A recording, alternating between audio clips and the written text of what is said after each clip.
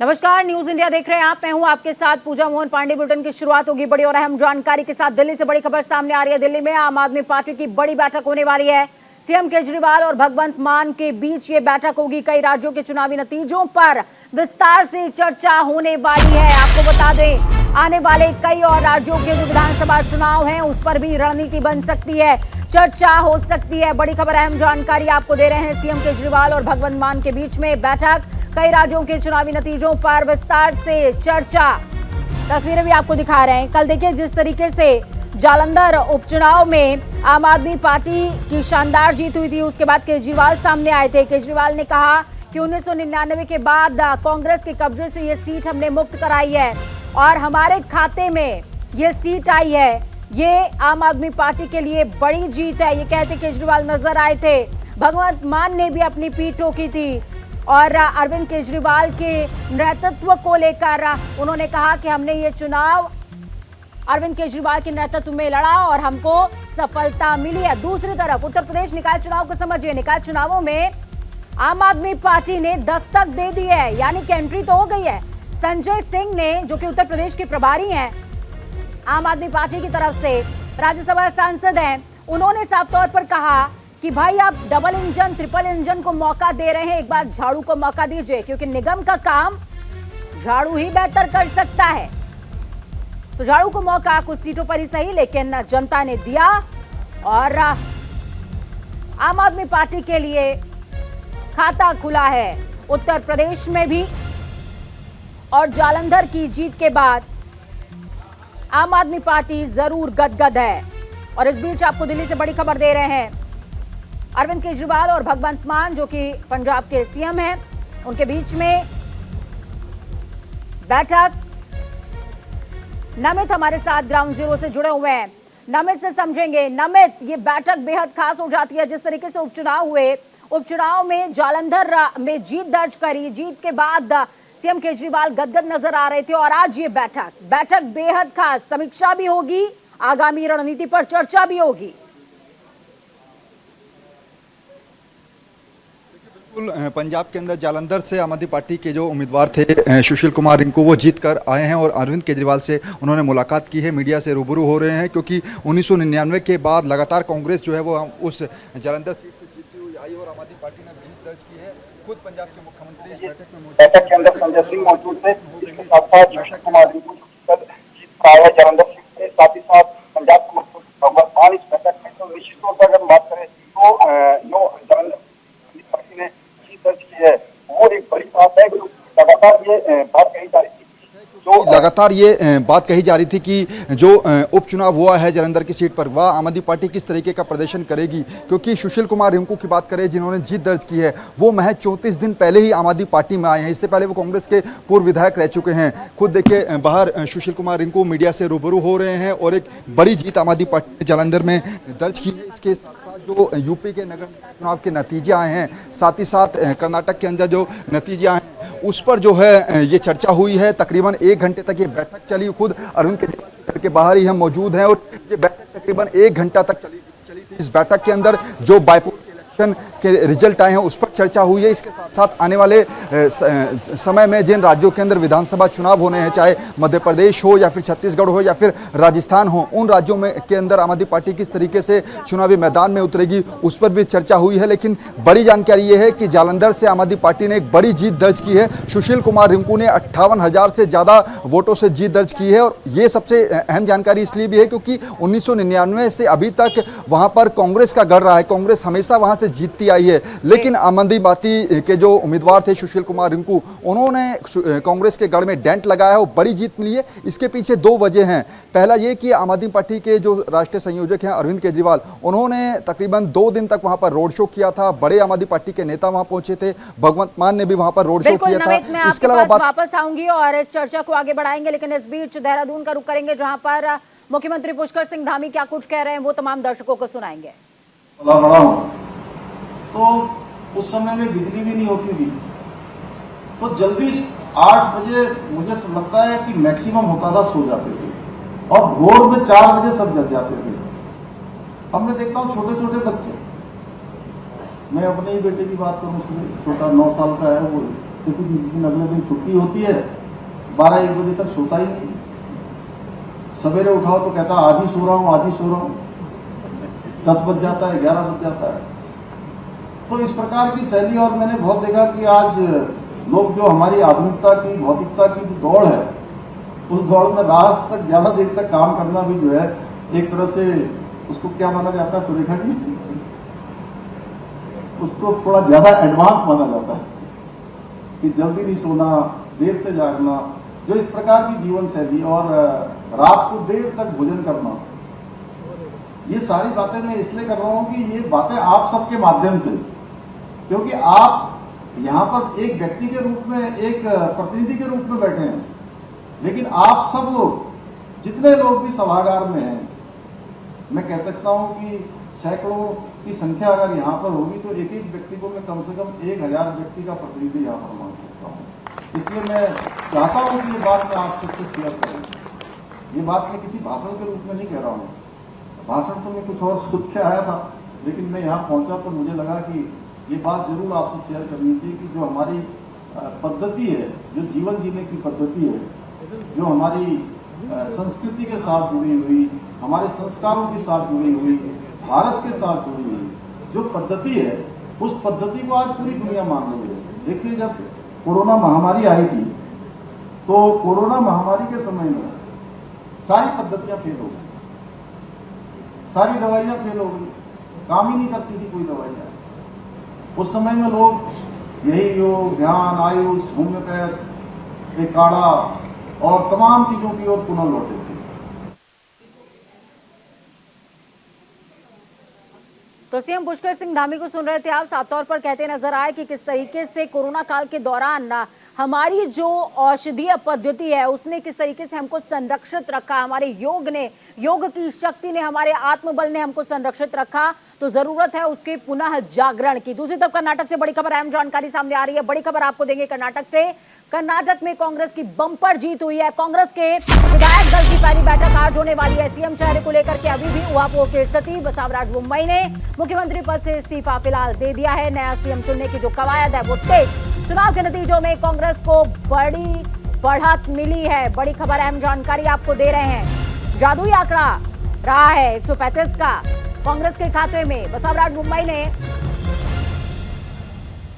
इस्तीफा सौंपा। इसी के साथ कांग्रेस खेमे में गेंद, और कांग्रेस खेमे में जैसे ही ये गेंद आती है, बॉल आती है उनके कोर्ट में, वैसे ही अब उहापोह की स्थिति बननी शुरू हो गई है। विधायक दल की बैठक बेंगलुरु में होगी, दिल्ली में भी बैठक होने वाली है। मल्लिकार्जुन खड़गे बैठक करने वाले हैं, यानी कि बैठकों का दौर अब शुरू हो गया है।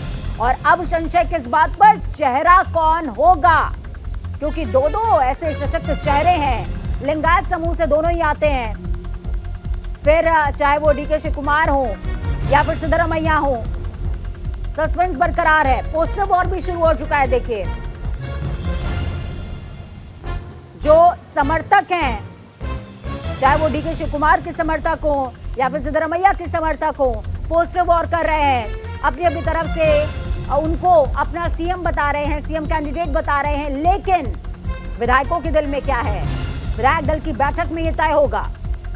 और बैठक होगी शाम को 5 बजे, यानी कि आपसे कुछ देर के बाद, कुछ घंटों का इंतजार, काउंटडाउन शुरू हो चुका है। और ये इंतजार बहुत जल्द खत्म हो जाएगा। सीएम के चेहरे पर जो क्वेश्चन मार्क लगा हुआ है, या यूं कहें कि वो जो तलाश है वो खत्म हो जाएगी।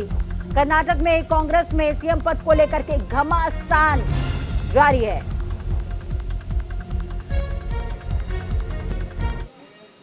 देखिए, जिस दौरान आपको ये बड़ी खबर बता रहे थे, पोस्टर का जिक्र किया था, तो बड़ी खबर सामने आ रही है। सिद्धरामैया के घर के बाहर पोस्टर्स लगने शुरू हो गए। पोस्टर में सिद्धरामैया को सीएम बताया गया है। डीके शिव कुमार के भी समर्थन में पोस्टर लगे हैं। बड़ी खबर, अहम जानकारी आपको दे रहे हैं। बड़ी खबर, अहम जानकारी। और सबसे बड़ी बात कि सिद्धरामैया के जो बेटे हैं, उन्होंने कहा कि मैं चाहता हूं कि सिद्धरामैया जी को सीएम बनना चाहिए। डीके शिव कुमार के जो भाई हैं वो कह रहे हैं कि उनको सीएम बनना चाहिए। सीएम बनेगा कौन, विधायकों की पसंद कौन, ये पत्ते खुलने अभी बाकी हैं। कांग्रेस ऐसा कौन सा मास्टर कार्ड, मास्टर स्ट्रोक चलने वाली है कि सब कुछ चित हो जाए और सब कुछ बैलेंस भी रहे, क्योंकि राजस्थान की स्थिति हो या फिर अन्य जगहों की स्थिति किसी से छुपी नहीं हुई है। डीके शिव कुमार के समर्थन में भी पोस्टर लगे हैं, सिद्धरमैया के समर्थन में भी पोस्टर लगे। पोस्टर की तस्वीरें आपकी टीवी स्क्रीन पर हम आपको लगातार दिखा रहे हैं कि कर्नाटक के हालात कैसे हो चले हैं। देखिए, कल जीत के बाद आतिशबाजी की तस्वीरें सामने आ रही थी, कार्यकर्ताओं की खुशी की तस्वीरें सामने आ रही थी, लेकिन इस बीच अब पोस्टर की तस्वीरें सामने आने लगी हैं। लेकिन साथ में एक और बड़ी खबर सामने आ रही है, वो क्या है वो भी समझिए। कर्नाटक के कार्यकारी अध्यक्ष का बयान सामने आया है। उन्होंने क्या कहा? सीएम पद को लेकर सभी लोग उत्सुक हैं। एमबी पाटिल और जी परमेश्वर भी रुचि रखते हैं। हर किसी की महत्वाकांक्षाएं होती हैं। पार्टी आलाकमान फैसला करेगा। देखिए, दो नाम और जुड़ गए हैं, एमबी पाटिल और जी परमेश्वर। एमबी पाटिल का नाम और जी परमेश्वर का नाम भी रेस में आ चुका है। दोनों ने अपनी महत्वाकांक्षाएं जाहिर की हैं। उनका साफ तौर पर कहना है कि फैसला आलाकमान को करना है कि आखिरकार ये जिम्मेदार पद किसको मिलने वाला है, क्योंकि हाँ, ये तय है कि 23 की इस जीत ने 24 की नींव रख दी है कांग्रेस के लिए और उत्साह बढ़ा हुआ है कांग्रेस का। हर किसी की महत्वाकांक्षाएं होती हैं। एमबी पाटिल कहते नजर आए हैं।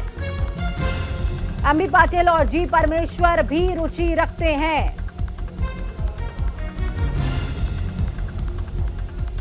सीएम पद को लेकर सभी लोग उत्सुक हैं।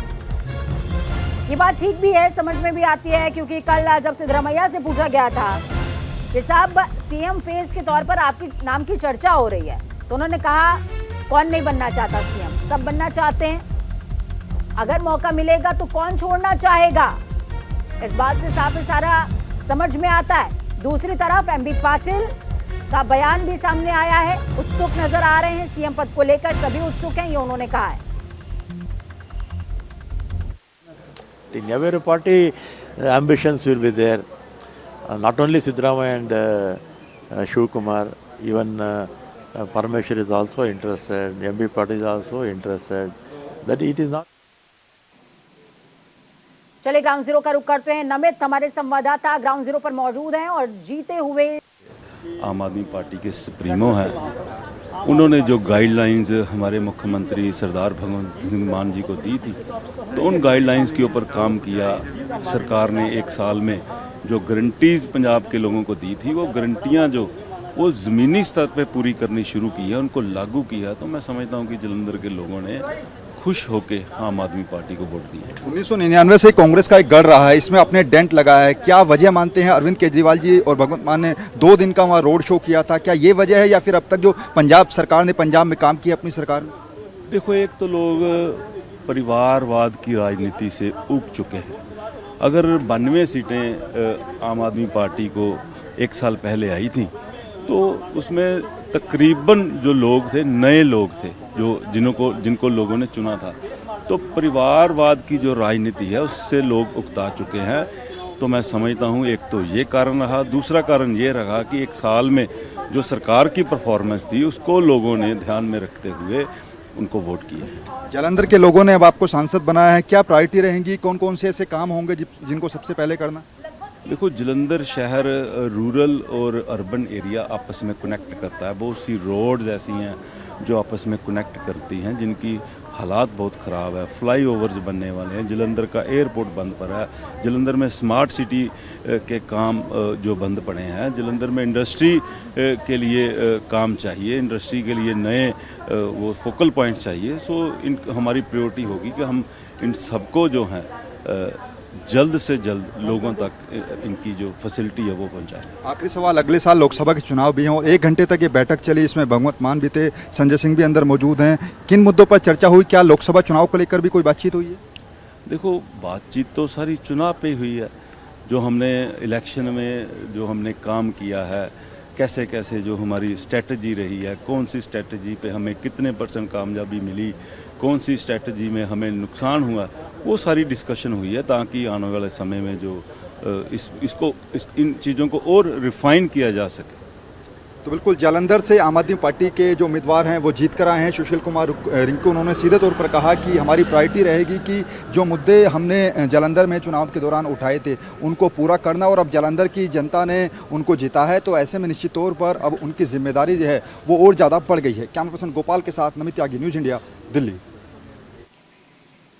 तो सुशील कुमार रिंकू को सुन रहे थे आप। साफ तौर पर कहते नजर आए कि जालंधर एक ऐसा क्षेत्र है जो कि रूरल और साथ में अर्बन दोनों एरियाज को कनेक्ट करता है, और बहुत सारे ऐसे काम है जो अभी हमें करने बाकी है। ये वो व्यक्ति कह रहा है जो 34 दिनों पहले ही आम आदमी पार्टी में शरीक हुए थे, जीत दर्ज करी है, बम्पर जीत दर्ज करी है, डेंट लगाया है 1999 के किले में। इस बीच बड़ी खबर कर्नाटक से सामने आ रही है। कर्नाटक से बड़ी खबर, अहम जानकारी आपको दे रहे हैं। कांग्रेस की बड़ी जीत हुई है। कांग्रेस की जीत पर संजय राउत का बयान, कर्नाटक तो झांकी है, अभी पूरा हिंदुस्तान बाकी है।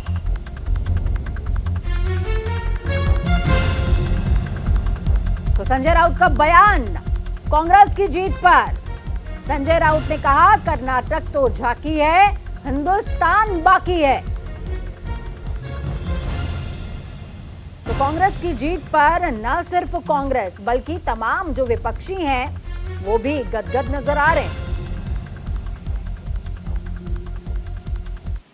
देखिए, कर्नाटक तो झांकी है, लेकिन सिर्फ महाराष्ट्र बाकी नहीं है, कर्नाटक तो झांकी है और पूरा हिंदुस्तान बाकी है, पूरा देश बाकी है। कर्नाटक ने एक ऐसा दरवाजा खोल दिया है देश के लिए कि कर्नाटक की सामान्य जनता ने दिखाया है कि यहाँ की सामान्य जनता, देश की सामान्य जनता तानाशाही का पराभव कर सकती है, पराजित कर सकती है। जो 1978 में हो गया था, यही अब कर्नाटक से शुरुआत हो गई है। इसलिए हमने कर्नाटक की जनता का अभिनंदन किया। देखिए, तो विपक्ष का जिक्र लगातार हो रहा है, तो महाविकास अघाड़ी की बात कैसे छूट जाएगी। नेताओं की अहम बैठक हो रही है आज। बड़ी खबर, अहम जानकारी आपको दे रहे हैं। पवार के आवास पर यह बैठक होगी शाम को 4:30 बजे। शरद पवार के आवास पर महाविकास अघाड़ी की बैठक। उद्धव ठाकरे, नाना पटोले समेत कई नेता इस बैठक में मौजूद रहने वाले हैं। बड़ी खबर, अहम जानकारी है इस वक्त की। बड़ी खबर दे रहे हैं आपको, बेहद बड़ी खबर। शाम को 4:30 बजे देखिए काउंटडाउन कैसा सेट हुआ है। 4:30 बजे महाविकास अघाड़ी की बैठक, 5 बजे बेंगलुरु में विधायक दल की बैठक, यानी कि सब कुछ कनेक्टेड है। और विपक्षियों के बयान भी लगातार सामने आ रहे हैं। एनसीपी प्रमुख हैं शरद पवार, इनके आवास पर ही बैठक होने वाली है। शरद पवार का जब भी जिक्र होता है तो उस भूमिका में वो रहते हैं कि सब कुछ संतुलित कर देते हैं, बैलेंस कर देते हैं। बैलेंसिंग इक्वेशन के तौर पर इनको राजनीति में देखा जाता है। प्रमुख चेहरा है ये, महाविकास अघाड़ी की अगवानी कर रहे हैं। और इस बीच बड़ी बैठक होने वाली है, उन्हीं के आवास पर होने वाली है ये बैठक। एनसीपी प्रमुख के घर पर ये बैठक होगी। बैठक में कौन कौन मौजूद रहेगा वो भी समझिए। बैठक में बहुत से अहम नेता, उद्धव ठाकरे, नाना पटोले समेत कई नेता मौजूद रहने वाले हैं।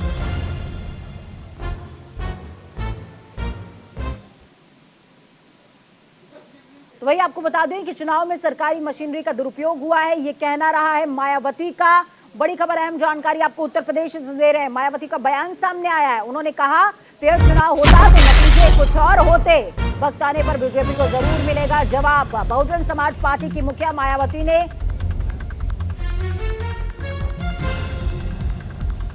तो बड़ी खबर, अहम जानकारी दे रहे हैं। निकाय चुनाव में जीत के बाद बीजेपी गदगद नजर आ रही है। पीएम मोदी ने सीएम योगी की जमकर तारीफ करी है। सीएम योगी ने कार्यकर्ताओं को बधाई दी है। यूपी उपचुनाव में बीजेपी गठबंधन की जीत हुई है। उपचुनाव में समझिए 96 सीट हो या फिर स्वार, दोनों ही जगहों पर जो बीजेपी की तरफ से अलायंस पार्टी है, अपना दल सोनेलाल, उनके प्रत्याशी मैदान में उतरे हुए थे। जनता को थोड़ा सा कंफ्यूज करने की कोशिश समाजवादी पार्टी की तरफ से की गई थी, लेकिन वो कोशिश परवान नहीं चढ़ सकी। तो इस बीच निकाय चुनाव पर ही एक और बड़ी खबर सामने आ रही है। निकाय चुनाव के नतीजों पर मायावती की प्रतिक्रिया सामने आई है। ट्वीट करते हुए मायावती ने बीजेपी सपा दोनों पर गंभीर आरोप लगाए हैं। आरोप क्या समझिए, चुनाव में सरकारी मशीनरी का दुरुपयोग हुआ है। मायावती ने कहा फेयर चुनाव होता तो नतीजे कुछ और होते साहब, वक्त आने पर बीजेपी को जरूर मिलेगा जवाब। बहुजन समाज पार्टी की मुखिया मायावती ने कहा यूपी निकाय चुनाव में बीजेपी ने साम दाम दंड भेद जैसे अनेकों हथकंडों के इस्तेमाल के साथ साथ इनके द्वारा सरकारी मशीनरी का दुरुपयोग हुआ है। बीएसपी चुप होकर बैठने वाली नहीं है, बल्कि वक्त आने पर इसका जवाब बीजेपी को मिल जाएगा। मायावती जब भी ट्वीट करती हैं, थोड़ा लंबा ट्वीट करती हैं, लेकिन पूरा सार रहता है इनके ट्वीट में। देखिए किस तरीके से, जैसा अमूमन 3 ट्वीट करती है हमेशा मायावती, एक बार फिर से 3 ट्वीट और निशाना बीजेपी और समाजवादी पार्टी दोनों पर ही किया। हालांकि समाजवादी पार्टी का ग्राफ निकाय चुनावों में घटा है, लेकिन उसके बावजूद भी अपने निशाने पर बीजेपी और सपा दोनों को लिया है मायावती ने।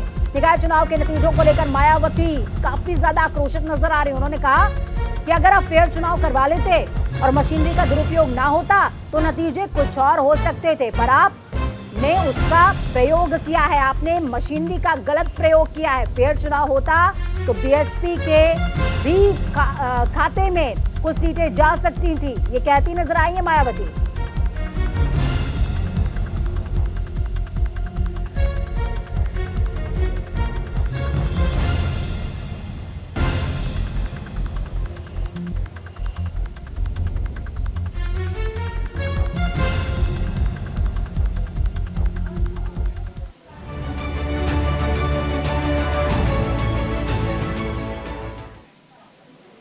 तो सियासत का पारा हाई है, दूसरी तरफ जो है धरती पर भी अग्निकाल चल रहा है। हम ऐसा क्यों कह रहे हैं? क्योंकि बड़ी खबर जो हम आपको बताने जा रहे हैं वो इस बात की तस्दीक करेगी। देश भर में गर्मी का कहर जारी है, कई राज्यों में हीट वेव का अलर्ट जारी हो गया। दुनिया के 16 गर्म शहरों में भारत के 10 शहर शामिल हैं। भारत के 10 सबसे गर्म शहरों में राजस्थान के 6 शहर। राजस्थान में कई जिलों में भीषण गर्मी का कहर देखने को मिल रहा है। राजस्थान के इन 6 शहरों में पारा 45 डिग्री पार। अचानक गर्मी बढ़ने से लोग परेशान। बड़ी खबर, अहम जानकारी आपको दे रहे हैं। बड़ी खबर है ये, भारत के 10 शहर ऐसे हैं जो कि 16 हॉटेस्ट सिटी में आए हैं, जिनमें राजस्थान के 6 शहर जिनका पारा 45 से ऊपर, यानी कि गर्मी हाई है और जनता परेशान है। देश भर में गर्मी का कहर शुरू हो गया है। सूर्य देवता फुल उफान पर। कई राज्यों में हीट वेव का कहर देखने को मिल रहा है। कई राज्यों में हीट वेव का अलर्ट भी जारी हो चुका है और इस बीच राजस्थान के 6 शहर जद में हैं। अगर पूरे देश की बात की जाए तो पूरे देश के 10 ऐसे शहर हैं। 16 शहरों में से टॉप मोस्ट हॉटेस्ट शहरों में 10 हिंदुस्तान के ऐसे शहर हैं जो सबसे ज्यादा गर्म पाए गए हैं, जिनमें राजस्थान के 6 शहर हैं।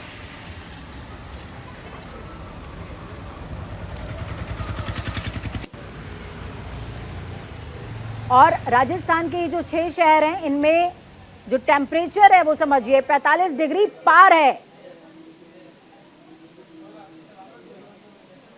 और ऐसे में न्यूज इंडिया भी आपसे अपील करता है कि आप डिहाइड्रेशन का बहुत ख्याल रखें, पानी पीते रहें।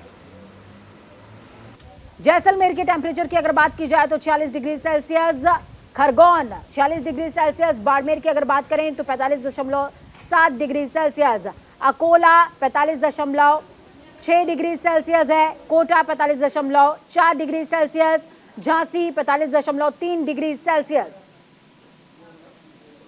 फलोदी की अगर बात करें तो 45.2 डिग्री सेल्सियस, यानी कि लगभग हर जगह पर 45 डिग्री से ऊपर टेम्परेचर है। बीकानेर की अगर बात करेंगे तो 45 डिग्री सेल्सियस टेम्परेचर है। जलगांव 45 डिग्री सेल्सियस, यहां भी टेम्परेचर है। Jaisalmer 46 degree Celsius. ऐसे में न्यूज इंडिया भी आपसे अपील कर रहा है, डिहाइड्रेशन का बहुत ख्याल रखिए, पानी पीते रहना है, ज्यादा से ज्यादा लिक्विड इंटेक करना है, क्योंकि जब गर्मी का कहर, गर्मी का सितम जारी रहता है तो ऐसे में डिहाइड्रेशन होता है, चक्कर आने शुरू हो जाते हैं। तो आपको पानी पीने का, लिक्विड इंटेक करने का बहुत ज्यादा ख्याल रखना है। वक्त यहाँ पर इस बुलेटिन में खबरों के सफर का यहीं तक है। बने रहिए हमारे साथ, क्योंकि हम हैं राष्ट्र की आवाज।